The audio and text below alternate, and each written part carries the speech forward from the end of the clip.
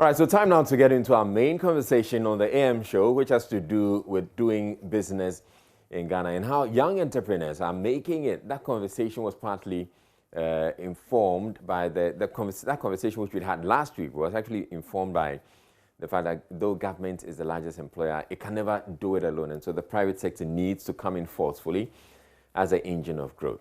Now, Finance Minister Ken Ofori-Atta has stated that government payroll is full, essentially. Government can't afford to hire and pay additional staff. So we all have to create jobs for ourselves and others. Now, let's get to hear the Finance Minister, and then we'll come to the conversation. So the future for you with regards to jobs, of course, is the most important thing at this stage. We have gone through a period where most people look for jobs of government, etc. That payroll is full. I can tell you that because we are spending some 60% of our revenue on remunerating, and that's not sustainable. The question then really is whether UPSA has trained you to be entrepreneurs. And your question will be, where will I get the financing from, etc. But you do and you have the skill set to be able to do what you have to do. Our responsibility as government is to create an environment of macro stability, currency stability, and ensure that you have access to the relevant skills. So this budget that we are going to be doing is going to really focus on the youth and budget. And tomorrow we have a program here looking at what the youth demands and how we can structure the next 3 years of the Ghana Obatampa program to ensure that you become your own bosses and you become entrepreneurs. So it's a new world out there where you need to, it's not a factory that is employing 10,000 people, but it's individuals like you. All right, so the entrepreneurs largely agree, but they say they will gladly do that, or as in create the jobs that they're talking about if the environment is right, or the right environment is created for the businesses to thrive. And a number of them have been writing open letters to the finance minister, begging him to create that favorable environment. One of them is Lord Anthony Bassing of Incas Diagnostics. So that's his letter that you can see on the screen right now. So he goes, "You're absolutely right. It is unsustainable for government to continue to employ the increasing numbers of graduates being churned out from our universities. You're also absolutely right. Entrepreneurship and the private sector is where the focus should be. However, not everyone can be or should be an entrepreneur, and certainly not everyone wants to be one. The onus therefore lies on existing companies to employ more people to reduce the numbers. It is, however, extremely difficult to do business in Ghana. State institutions that should help these companies grow see them as cash cows and would harass them out of business. Taxes and levies are killing Ghanaian small businesses. It makes it difficult to employ a lot more people. Please give incentives and tax breaks to Ghanaian businesses and tie them to employment, and you will see several companies rise to the occasion. Let me make a deal with you, sir. Incas Diagnostics would have 39 full-time staff by the end of October, and we can increase it to within a year and 200 within 3 years. We don't need money, sir. We just need 3 things to make it happen. Give us import duty waiver. We import about 95% of our raw materials, and the charges are outrageous.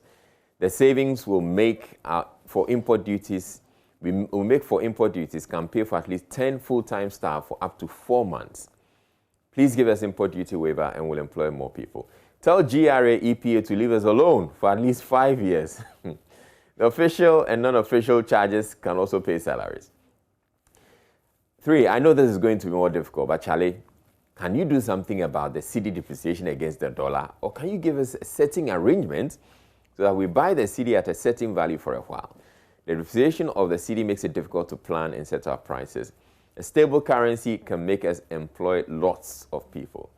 So, dear sir, we can promise 200 employees in 3 years. If you can do this for us, do we have a deal?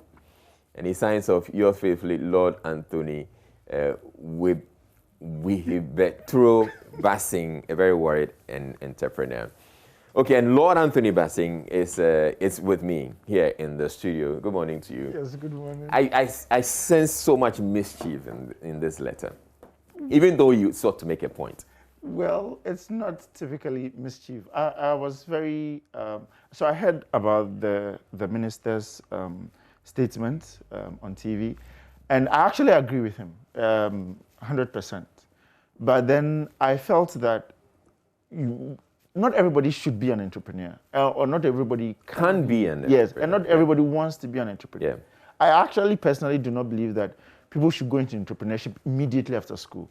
I think that you should work for somebody, gain the experience, and even when you want to be an entrepreneur, I think that you should go through one of the numerous hubs that we have, incubation hubs and everything, because they give you certain training so that the probability of you failing as a business is reduced, because most startups would fail. And so when you go through that process, the training and all of that, Ghana Tech Lab and all of those places are very good. So they'll take you through that. So I felt that the best will be for existing companies to employ more people. Then those people can learn and then also have the experience to start their own businesses. But to be very honest, the environment is not right for Ghanaian businesses. What has been the reaction since you put out this open letter? Oh, I was actually very surprised, very, very surprised. As at yesterday, I had over 40 shares. People had shared it. I think a lot of people agree with me, and I'm here. So that is actually one of the outcomes of the letter. Yes. But has anybody reached out to you at all? No, nobody has. Do you get the sense that you kind of like turned you and the other entrepreneurs who are writing these open letters, so you've kind of turned the heat on the government? Well, I wouldn't say so. I think that genuinely, probably the government wants to help. But then when you have so many entrepreneurs and so many people who want so many things, it becomes difficult to know what to prioritize. Right. And that's the context in which I wrote the letter. We don't need money. We just need certain things to be made right for us. Right. So there's been a response or a reaction of a sort coming from government. So on the Ghana Presidency Twitter handle, they've posted this video. Let's watch that. We'll come back to you.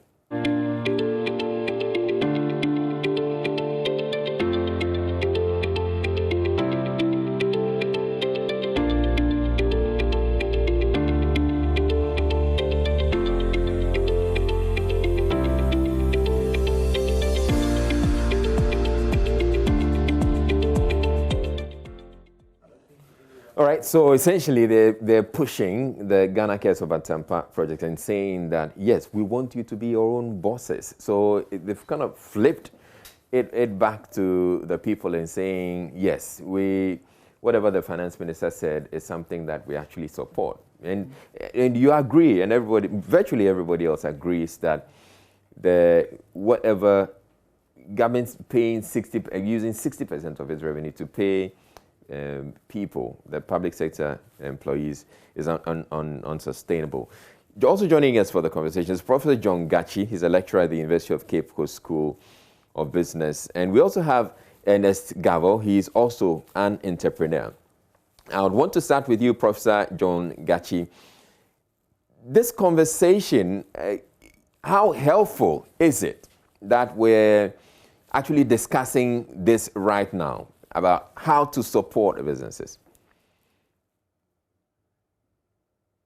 Well, I think it is very relevant because we've got into a time that we all do agree that we need to support individuals to bring out their ideas, to create new businesses, to do things that will expand businesses.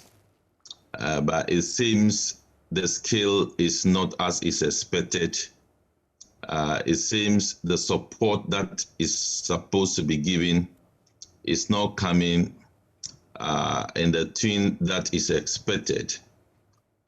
So I believe this discussion is very important because it will bring on board genuine ideas, genuine difficulties, challenges, and what we should do together to ensure that we support those who need the support and we ensure survival of the businesses that are being created so that they can create the room for more employment in the private sector to augment what the public sector is doing. So that is the way I see this discussion at this crucial time. All right. So, Prof, I know you've put out an article on this. So I'll just give you about a minute to tell us what your position is on all that. Well, my position is very clear and has been articulated by the gentleman in the studio that we cannot expect every graduate to be entrepreneur.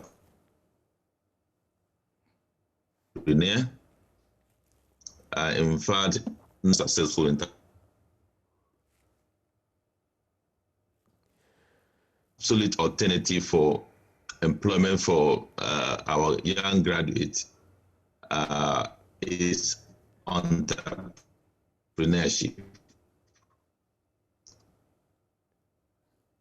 Hello, Prof. Okay, so we appears we're having that is the context within which I offer. Then my view again is that the support system for entrepreneurship across the country is not adequate, and we should pay much more attention to look at it in a strategic context so that the dividend will be measurable for the economy. That is the context within which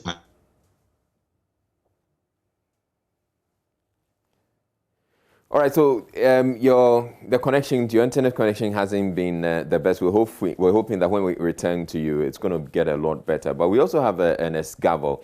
He's an entrepreneur. Ernest, I want to bring you in at this point. What do you make of all the conversations that's going on so far? Okay, thank you, Israel. I think, and good morning to Anthony. Yeah. I think Anthony has made a lot of valid points, and Prof. Buttressed same. So I'm not going to say something totally different from what they've said so far. One, I think we need to appreciate the fact that not everyone can be an entrepreneur. I mean, it's a tough journey. I am, Anthony is, so if we say so, you should understand. You know, it's difficult. Now, on the issue with until now, I didn't listen to the finance minister. I saw the headlines, but I didn't listen to exactly what he said. So I was wondering if I would be able to respond to what he said. But now that I've heard the playback of what he said, I think he mentioned that they were put. All right, we will have to bring back Ernest Gavel. I was making the point, and I come to you. A number of people have also weighed in on this, and they've made their points clear. I like the way you articulate your position and the things that you expect to happen.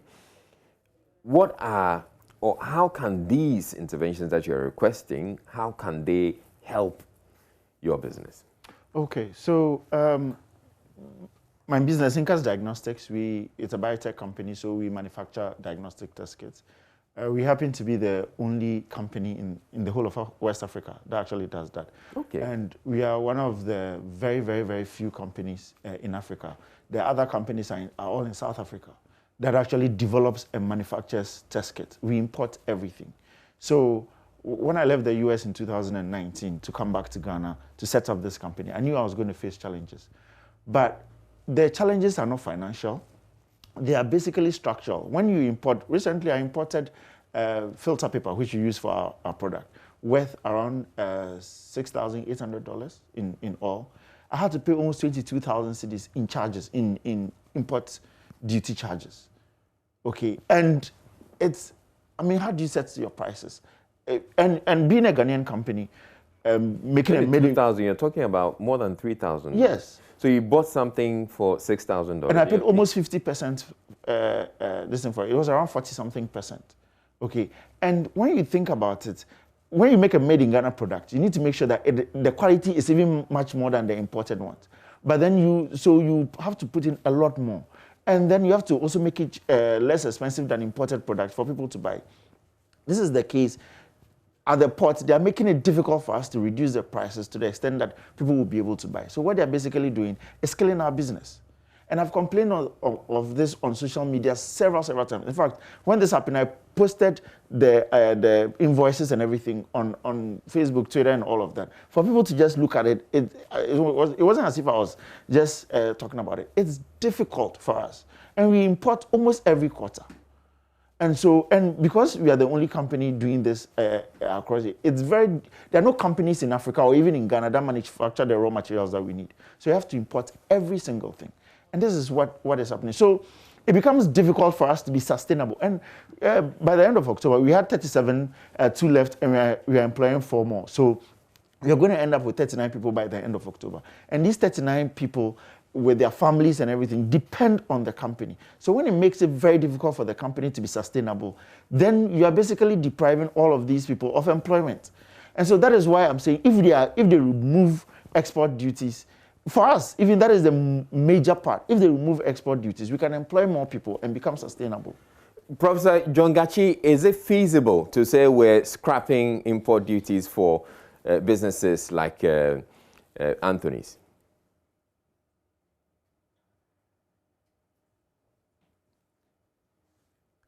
All right, we seem to be still having some challenges with Professor John Gachi's connection, but maybe let's go to Ernest Gavo. So Ernest, do you identify, or what business are you into, and do you also face the challenges that Anthony is talking about with regards to import duties? Okay, thank you, Israel. Unlike Anthony, I don't engage in direct import. All right. However, I lead a network of entrepreneurs called the Engine Business Network. So I have first-hand appreciation of the challenge that Anthony faces. I mean, it's difficult. It's difficult. And the fact that you can't even predict. So if Anthony is doing quarterly imports, he's unable to tell how much it will cost him, in terms of his business input for the next quarter. Because you get to the port and sometimes the rates are arbitrary. I mean, it depends on who is doing it, and they look into books and they tell you this is the rate for the day. And even with the currency issues. So the import bit is difficult. So I run an innovation hub as well. And Israel, it's good that the government wants to support young people to go into entrepreneurship. However, until we started, so my hub is within the Adenta municipality, Lakeside Estate. And if you know the Adenta municipality, it's a huge, very cosmopolitan community with a lot of young people, fresh graduates and all that. Now, until we started this thing here, there was really no space for a young person who wanted to do a business to walk to and get assisted and get some level of support in training and even in advice and all that business development services to be able to start a business. It wasn't there, And just recently we had, in partnership with the Ghana Tech Lab, I'm saying that because Anthony mentioned it, in partnership with Ghana Tech Lab, we had a stakeholders engagement here at the hub, where we engage the community, all those who matter, to see how do we help young people in creating their own businesses and, creating jobs for themselves and other young people. And it became obvious that issues of the availability of funding and the availability of technical support or business support services was high on the lips of all the stakeholders. And these are areas that I believe government can come in. It's important for support to be given to, especially the hubs that are springing up. Now, they didn't used to be there. And now, luckily, some of us have started. There are a number of them across the country now. And those are the kind of spaces that young people can go to and have some support training. We have at 131 Sunflower Hub, we make available support services. We engage experienced business people. Some of them are volunteering to bring their expertise to support these young people to be able to start their own businesses and grow safe. And then on the other issue of, so I remember Anthony mentioned that it's not necessary he doesn't believe that people should go straight from school and start businesses. I support him partly, but and that's because the journey of being an entrepreneur is difficult. You need skills, you need some experience to be able to do those things, and this may not necessarily be taught, as part of your university education. All right. So they need the support, they need the space, they need the encouragement to be able to do that. Great. And lastly, Israel, before we even get new people joining the fray of entrepreneurship, there are a lot of businesses that have started and they are struggling. Yeah. I know about 500 businesses that are part of my network that are doing wonderful stuff across the nation, but they are not growing. In Ghana, people remain startups for years. People remain small businesses for years with a lot of potential, but unable to expand. That is where the government needs to look at, well, how do we support these existing businesses to grow and support and employ more people, and then we encourage more younger ones to come into the field. Because if they are successful, their stories will encourage somebody else to become an entrepreneur. Inspire others. Yeah. All right, Professor John Gachi, I was trying to bring you into the conversation at some point, but I didn't quite get you. So Anthony makes the point that import duties it's just one of the things that if government would scrap for them or for businesses like his would help them greatly. Is it something that's feasible?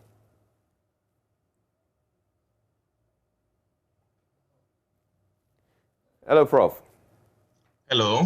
Yes, so I'm asking if it's feasible for government to scrap import duties for businesses such as Anthony's so that it can help them thrive. I think across board that is very difficult. What is important is to manage the import duties to a level that does not serve as an impediment to entrepreneurs. Just as we do to our foreign direct investors, we could find a way of providing some rebates to them in terms of what duties they are supposed to pay to give them that space to be able to operate. And beyond that, government can also identify key entrepreneurs in certain sectors that government feel that is going to be growth pole in terms of expansion, in terms of employing young people, in terms of transferring some skills and advisory services to young people, and try to provide a certain dispensation to these businesses, benchmark it to in terms of what knowledge they're able to transfer to young people, the kind of employment that they are able to give to young people. That could be done. And these are things that I believe when we listen broadly to those who are young entrepreneurs, what they are going through, and those who have been in the business for some time, we will be able to come out with such a policy that would target these people to give them some kind of respite in terms of the area they are having challenges, not only in the area of import duties or taxes, but some government services that will have to be provided to entrepreneurs to make their business work. Some are facing challenges in terms of energy and many other things. So if we have broader engagement, all these things will come out, and that will shape policy towards revamping real entrepreneurship that will be impactful for the country. Now, one of the other things that government has actually talked about this Obatampa Ghana Cares program as one of the initiatives to encourage entrepreneurship. Have you followed that, and how helpful is that going to be?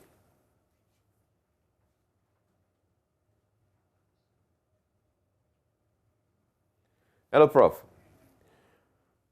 All right, so we're still having challenges with Prof, but I want to put that same question to you. So the finance minister has been talking about the Ghana Cares Obatampa program. Mm-hmm. What do you make of that? So I think any program that gives support to young entrepreneurs is absolutely wonderful. Again, as I said, entrepreneurship is difficult, so any form of support is good. However, when you look at some of the support that government gives through NEIPA and Obatampa and all of that, the funding component they make it an average such that everybody basically benefits.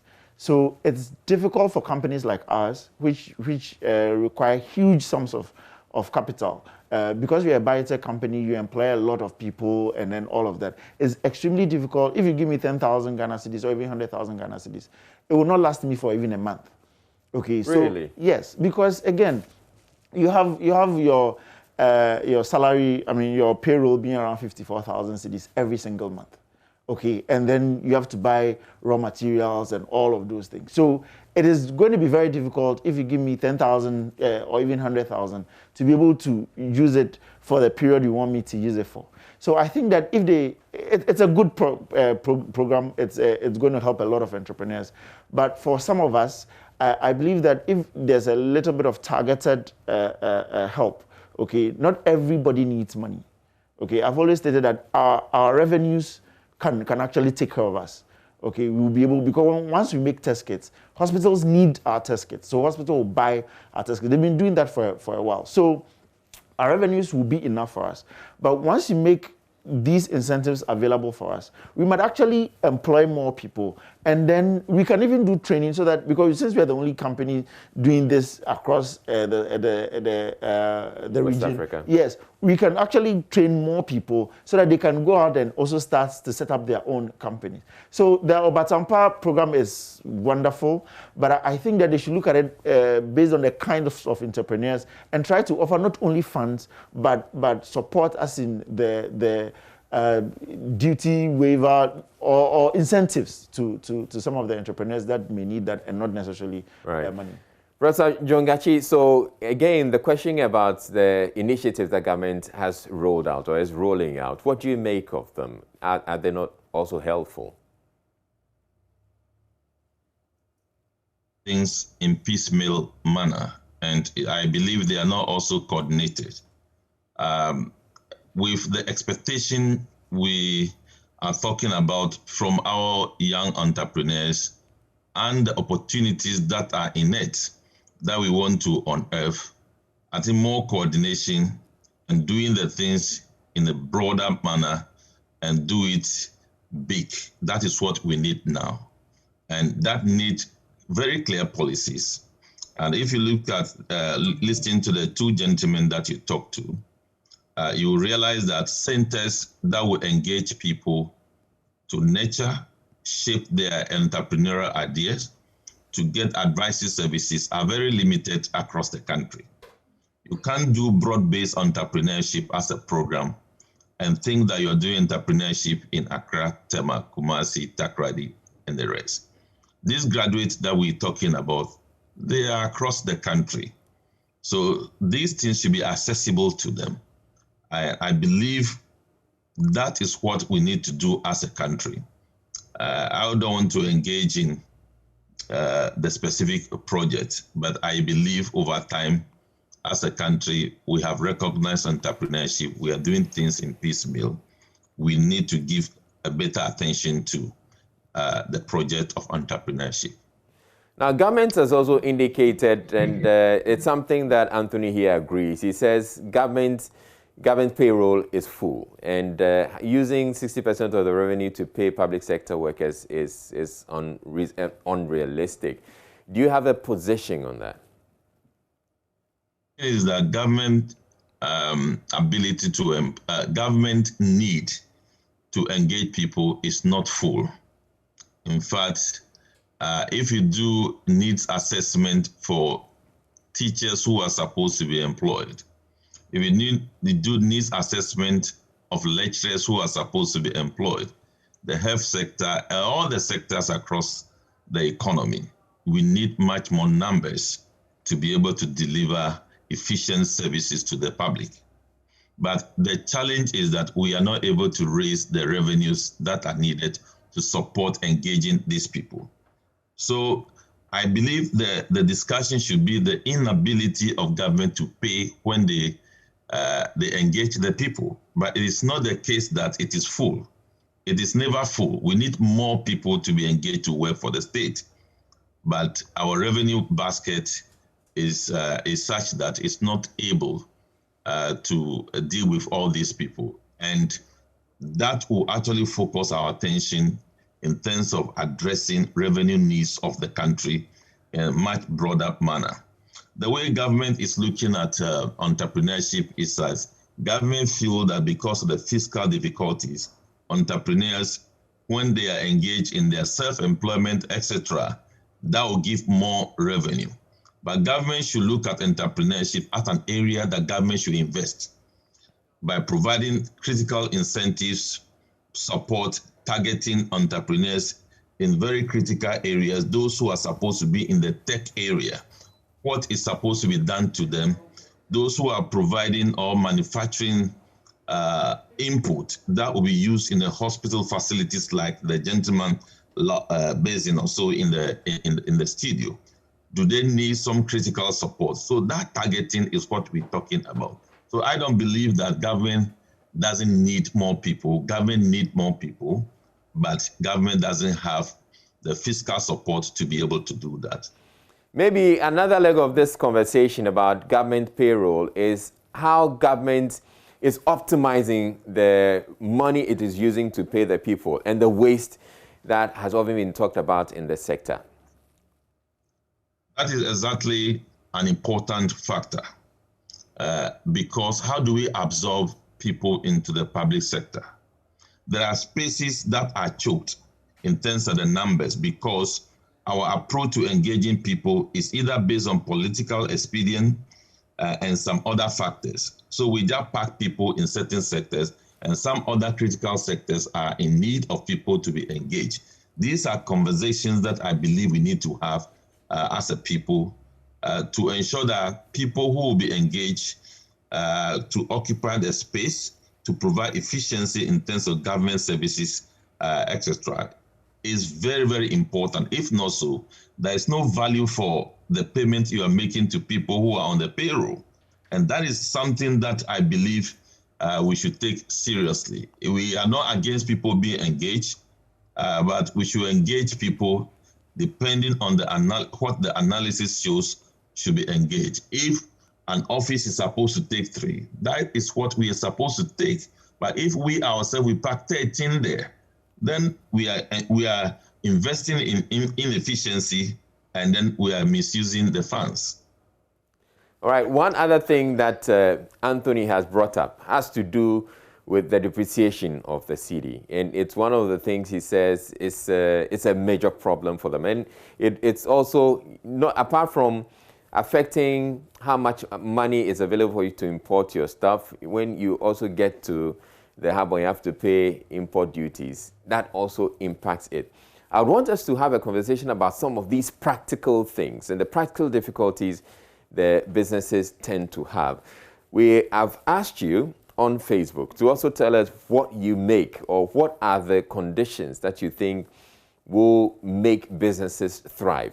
So that's there. We have that on Facebook, and we'll be coming to read some of them. But I'd want Anthony to elaborate on using the depreciation of the cedi to elaborate how this impacts on your business. Okay, so with the depreciation of the cedi, at the beginning of the year, you need to set your prices, or you need to even forecast. So you're looking at how many can I produce, what am I going to sell, how am I going to make profit, all my fixed costs and all of that. So you start, and then you make maybe 5 cedis, 85 pesos as the rate for the cedi. And so you do all your planning with 5 cedis, 85 pesos. And then middle of the year, the cedi is now 6 cedis and something. Okay, so basically all your planning is off. Your profits are going down, and that is it. But if you make your planning, even if it's 6 cedis, 50 pesos, and that's what you use to make your planning, and it's going to last for a while, it helps you with stability. It helps you to be able to plan well, know what you need to do to reduce cost and then to increase revenue. But when it fluctuates, it's very difficult for you to make plans with that. And for a business like mine, that planning is extremely important because the margins are quite small. And so if you just make any mistake and then you don't generate the revenue you're supposed to generate, you go into the negative, and that would affect you. And the negative, even with one product, the negative runs into several thousands of cedis. And so it's very difficult that not only that the cedi should be low, but stability is very important because then you can plan when there's a stable currency. But wouldn't you say that in the last year, for instance, the stability has been reasonably better than, in the past? Oh yes, that I would agree. The cedi has been quite stable. But then again, just these past few last months. few weeks. Yes, a few weeks. It's been going up and up, and it makes it extremely difficult, especially getting to the end of the month. It's even difficult to project up to next year, how much you need, what you're going to do, and all of that. So that's why we are proposing that. I don't know, and in my letter I said that I know this is going to be quite difficult. Yeah. But is it possible, for instance, for us to peg the CD for some of us entrepreneurs that import a lot of things? It's just, if it's maybe 6 CDs right now, you tell us maybe we can peg it as 6 CDs, 20 pesos, or 6 CDs, 50 pesos for this period of time.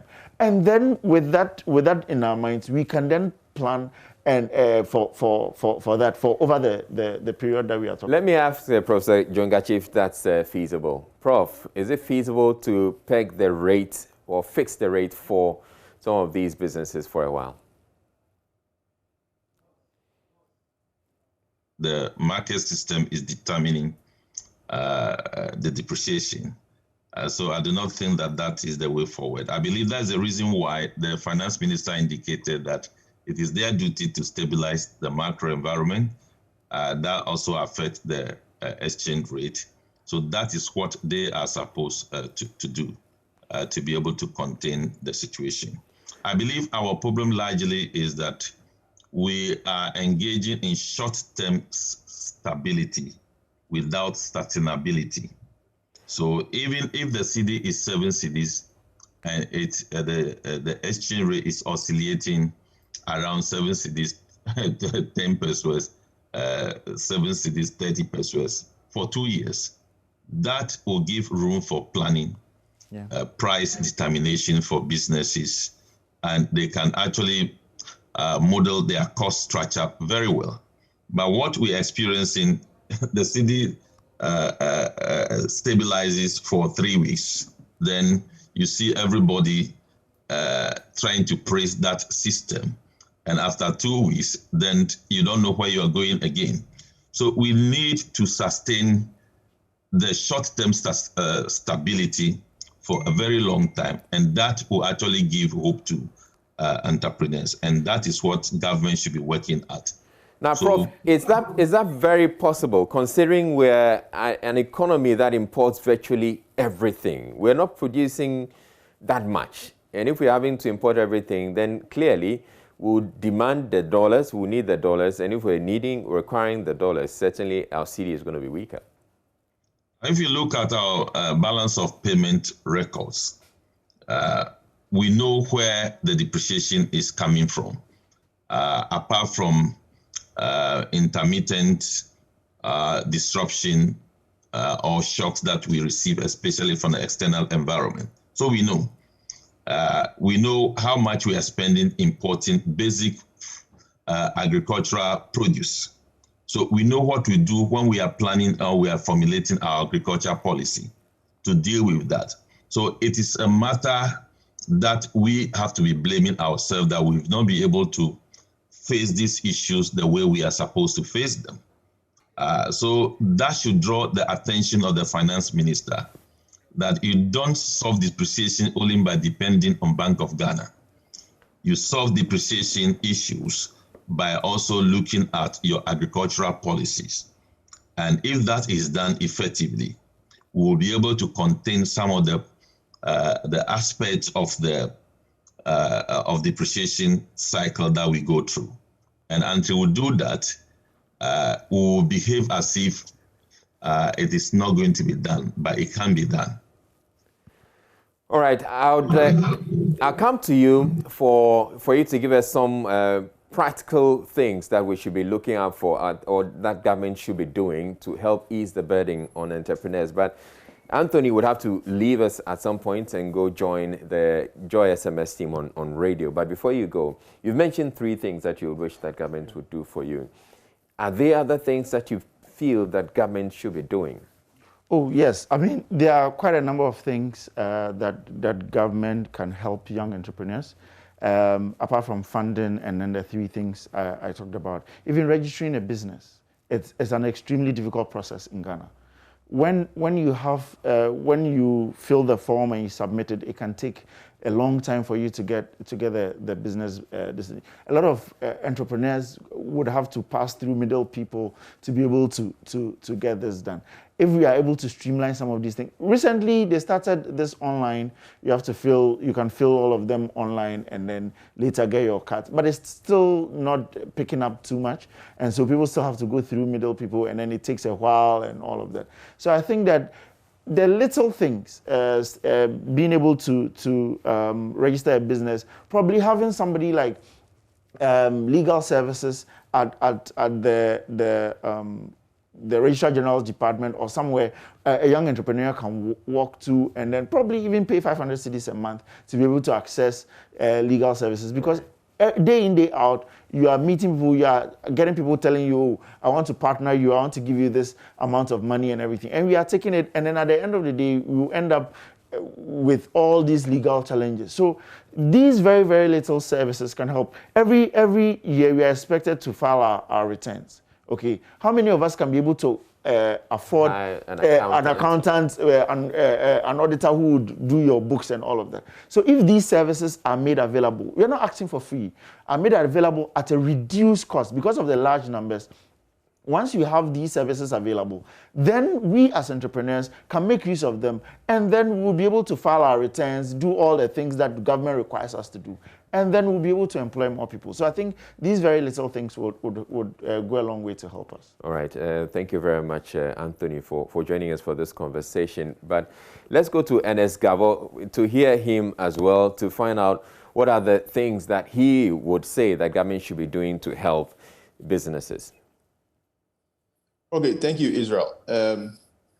So I'll continue from where Anthony left, because it's very, very key. It's important for government to support the entrepreneurial or hubs that are coming, or innovation hubs that are coming up, because they serve as the first point of call for a lot of young entrepreneurs. Because the journey, we have said several times, is difficult.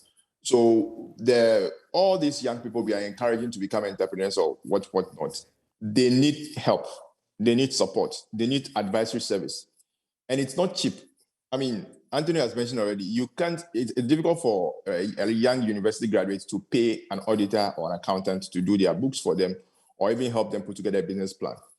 So those are difficult. So that is why I believe government can come in, even before we talk about providing money for the entrepreneurs. So luckily, there are a lot of hubs like ours, that's the 131 Sunflower Hub, that are around. I see a lot of them springing up, and they also need to be supported. We are providing support services for entrepreneurs, but we ourselves need support. We are startups literally ourselves, but I believe the hubs are doing well. There's a hubs network now. Ghana Tech Lab has been partnering a lot of us to do a lot of training for the youth. And so I believe that's the first point government needs to focus. My number two will be making available some level of startup capital for young entrepreneurs. Because, we always say you don't need money to start business. We always tell young people who are starting out. But even if they need to get a laptop to start, if they cannot be given money, there should be a system where they could be given those logistics to start with. If they cannot hire a lawyer, can the government, Anthony mentioned legal aid, can legal aid be reoriented in such a way that they have, because now all they do is they are looking out for people who have mostly social needs to support them. Can they be reoriented in such a way that they can support entrepreneurs? And secondly, one of the things that I believe government should do immediately, the NBSSI, or the National Board for Small Scale Industry, has been reshaped or reorganized into the Ghana Enterprises Agency. I think that's fine and good. One thing I would want to recommend government to do is to do the same thing they do now with GRA. Israel, it used to be that when you go to register the Registrar General Department, you have to voluntarily go to GRA to go and register to pay tax. But that has changed. So now immediately you register at Registrar General Department, your information, they are interconnected. So your information goes to GRA and they'll start pursuing you. Your information goes to SNIT and they'll start pursuing you to come and register for your staff and all those. That's fine, that's good. But can we add that level where the same way government is willing and ready and putting in all the strategies literally to net anyone who attempts to start a business by putting their records, across to GRA? Can we do same so that it doesn't become like government is only interested in taking from, businesses, but government is willing to give as well. If, for instance, the same thing, Ghana Enterprise Agency has a way of connecting to the Registrar General Department. So immediately a young person, a young graduate registers at the Registrar General Department that they want to start a business, regardless of whatever the business is. They immediately have the Ghana Enterprise Agency going after them to give them support. This time, there's not the state going after them to go and take their tax. Yeah. Now the state is going after them to give them support, because we all need that. The government itself needs those people to be successful. That's why the finance minister will speak about young people going into entrepreneurship. If the Ghana Enterprise Agency did that as aggressively and as proactively as GRA is doing, I'm sure all of us will to serve all of us better, to serve the state better, to serve the young people better, and will eventually reduce the number of unemployed people out there.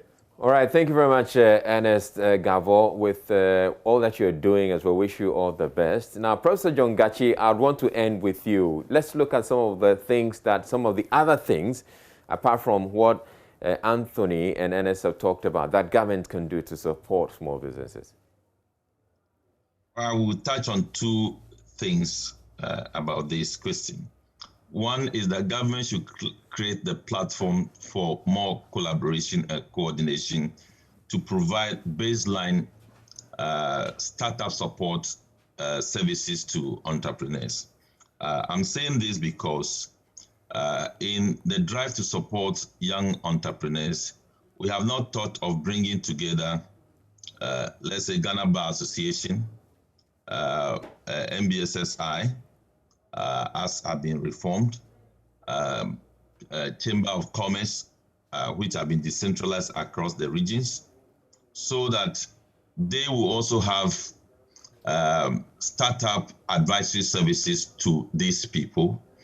Some countries, there is a number of incubators services across the country in major towns that is accessible to these people to go in, ask questions, get advice, and move on. But as the case is, we don't have such a situation across board in the country. So I'm thinking it would be proper that there should be some engagement with Ghana Bar Association, for example. There are many entrepreneurs who don't know the implication of registering their business as a company from a start. And they register their company, and within a year, all the implication of registering a company as a limited liability company begin to open up to them, and they find it very difficult to handle these things. So these advisory services from a coordinated point of view is needed so that when they start, they don't need to be paying people for these services, and this collaboration and understanding will be providing that baseline advisory services, be it legal, technical, etc. Maybe for the first 1 year, in a manner that they will not be paying, or they will not be paying that much. That is one. Then secondly, we also need to look at financing structure for entrepreneurs. Some of our colleagues there indicated earlier on that they don't need money, but indeed some entrepreneurs need money. Yeah. Some entrepreneurs need capital. But the capital base we provided, or we are providing now, is a debt. it's a bullet we are giving to entrepreneurs to kill themselves very fast. Countries that entrepreneurship thrive very well, they don't link entrepreneurship, especially at the startup level, with debt. They try to provide a range of entrepreneurial capital. Some people will call it venture capital, etc., from government point of view and from the private sector. So that environment should be created to attract private venture funds that will identify, collaborate, and support the financing of young entrepreneurs who are coming up. Then the government itself should provide a reasonable entrepreneurial fund that will grow over time and begin to identify the sensitive entrepreneurs that are coming up, support them, so that with time, we'll get people like Facebook in Ghana, so that these people can now be the basket that will employ huge number of people. That is the way we need to be going. As it is now, you will hear from the budget that this amount of money will be available for entrepreneurs. But I believe we need to grow beyond that level and give a dedicated fund for entrepreneurial activity, grow that fund so that the fund can do a meaningful thing. The idea that young entrepreneurs will go to get a loan from a bank, that is a death bullet we are giving to entrepreneurs. It cannot work like that. And that's not how it has worked in countries like Israel, South Korea, Hong Kong, and the rest. That's not how it works. All right. So I believe these are things that we need to be looking at and structure them very well. And I'm not saying that these are going to be immediate solution to the problem, because what I'm talking about should be looked at from a strategic point of view, long-term point of view. Yeah. And then we see clearly. Yeah. All right. Thank you very much, Professor John Gachi, the lecturer at the University of Cape Coast School of Business. We appreciate your time. We also appreciate your time, and Escavo, an entrepreneur who joined us earlier in the conversation, and then Anthony Bassing of Inlac Diagnostics. When we come back, we're going to take a break right now. When we come back, we're going to look at some of the comments that you've shared with us on the post that we put up, and get to hear what you think are the favorable conditions that will help businesses thrive. And then we'll also look at the Twitter trends, because apparently the Finance Minister, Ken Ofori-Atta, is trending. We'll be back with that. Don't go away.